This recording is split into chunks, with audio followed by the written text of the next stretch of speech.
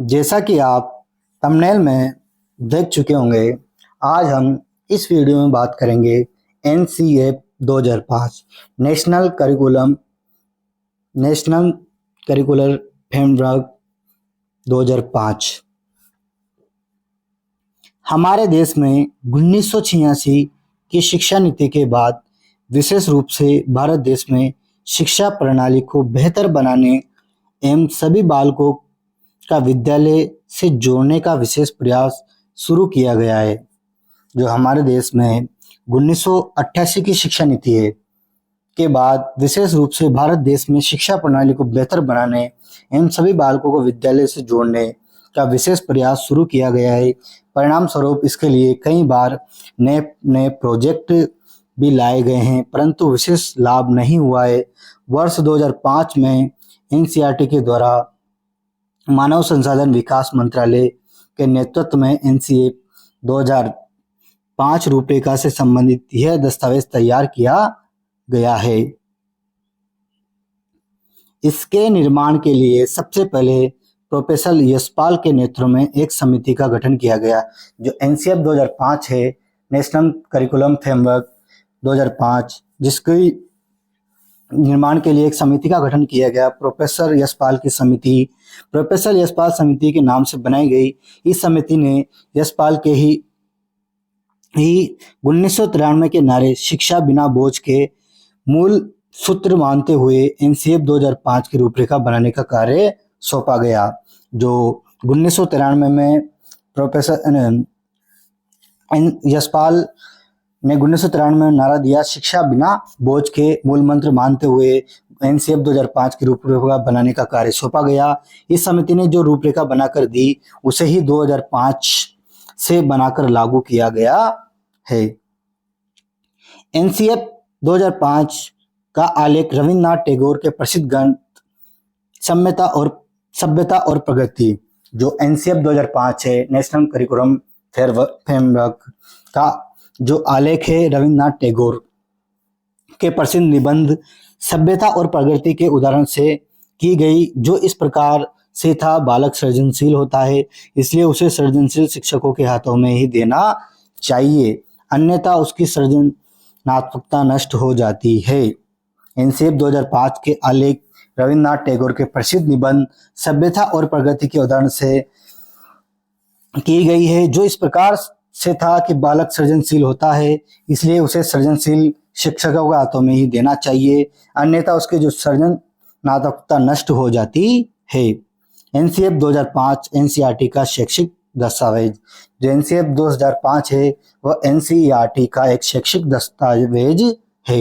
NCF 2005 की प्रस्तावना के सिद्धांत: बालक को रटंत के ज्ञान से मुक्त कराना। जो बालक है उसको रटंत ज्ञान से मुक्त कराना, बालक को सुनागरिक बनाया जाए, शिक्षण एवं परीक्षा प्रणालियों में लचीलापन लाया जाए, विद्यालय ज्ञान को बाध्य सामाजिक वातावरण से जोड़ा जाए, केवल पाठ्यक्रम केंद्रीय शिक्षा नहीं देकर उसके चहुमुखी विकास का प्रयास किया जाए। एनसीएफ 2005 के मुख्य सुझाव। जो एनसीएफ 2005 है उसके मुख्य सुझाव: बालकों को किसी प्रकार का शारीरिक मानसिक दंड नहीं दिया जाए। जो बालक है उनको शारीरिक मानसिक किसी भी प्रकार का दंड नहीं दिया जाए। जो एनसीएफ 2005 है उसका जो मुख्य सुझाव है, उसमें पहला सुझाव है कि बालकों को किसी प्रकार का शारीरिक मानसिक दंड नहीं दिया जाए। बालकों के लिए विशेष रूप से शैक्षिक गतिविधियों का उपयोग में लाई जाए जो उन्हें विद्यालय में रुचि बनाए रखने में योगदान दे सके। बालकों को करके सीखने वाली बाल केंद्रित विधियों का प्रयोग किया जाए। बालकों को करके सीखने वाली बाल केंद्रित विधियों का प्रयोग किया जाए। 1964 से 66 के द्वारा दिए गए भाषा के सूत्र को प्राथमिक कक्षा में लागू किया जाए। इसके लिए परिणाम स्वरूप वर्तमान में प्राथमिक स्तर में अंग्रेजी भी पढ़ाई जाने लगी है। सहायक सामग्री का विशेष उपयोग किया जाना चाहिए। जो सहायक सामग्री है उसका विशेष उपयोग किया जाना चाहिए।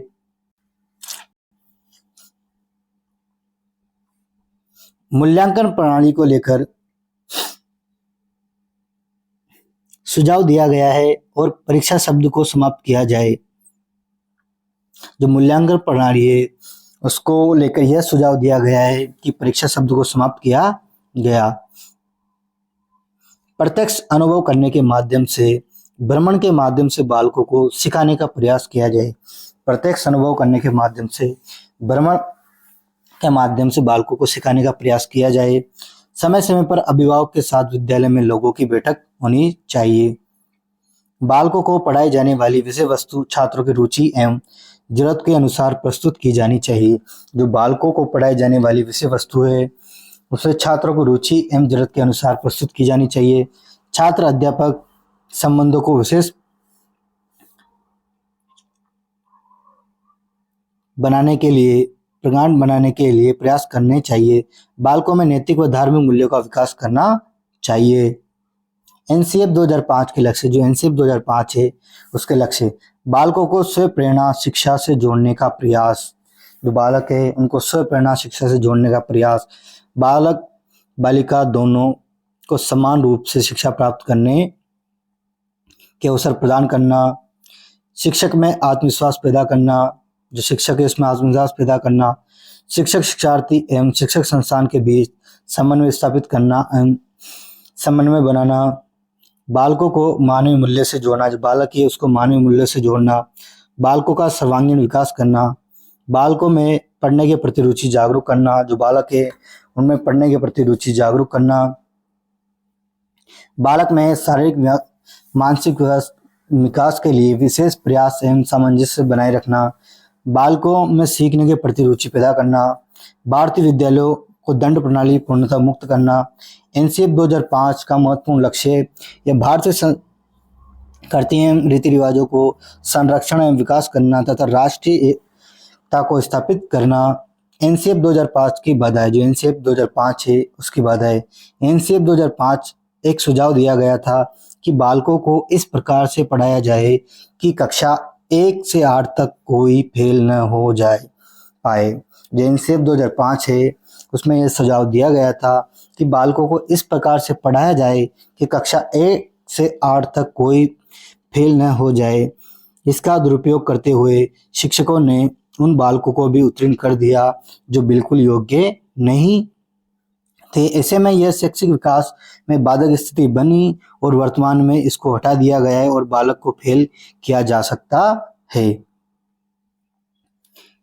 इसमें सुझाव दिया गया है कि किशोरावस्था आते बालकों को